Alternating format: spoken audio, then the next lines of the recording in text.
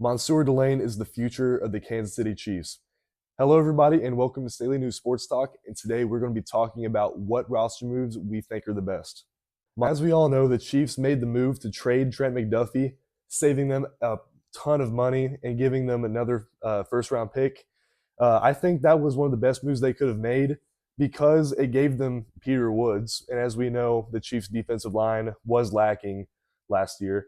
And speaking of the defensive line, they let go of Menahu. I love that. His pass rush abilities were weak. He wasn't where he needed to be.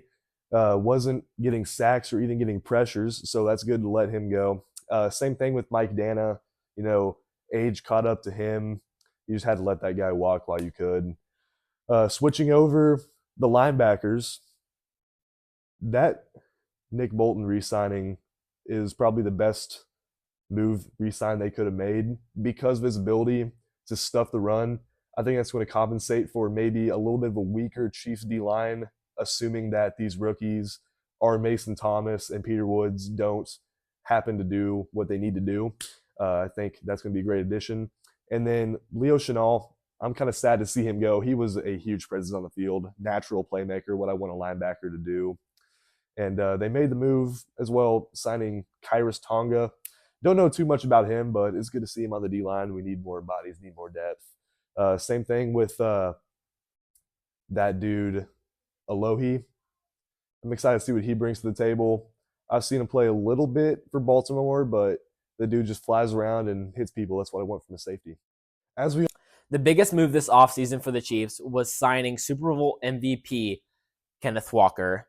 Along with that, we draft Emmett Johnson, who had 1,800 scrimmage yards at the University of Nebraska, along with bringing in offensive coordinator Eric Bieniemy, who was our previous offensive coordinator and has a lot of running back history, and I'm excited to see what he can do with this offense, who was lacking in the run game last year. Along with that, we trade for Justin Fields.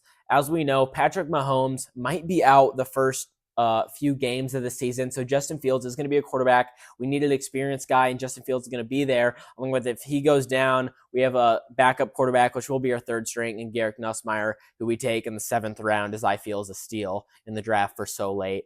Along with that, we re-signed Tyquan Thornton, who is a big, deep threat in the offense last year for the Chiefs. I'm really excited to bring him back and see what else he can do, along with bringing in a new receiver coach. We had an unexperienced receiver coach these past few years, not too happy with, and we bring in Coach O'Shea, and I'm happy to see what he can do with this receiver group.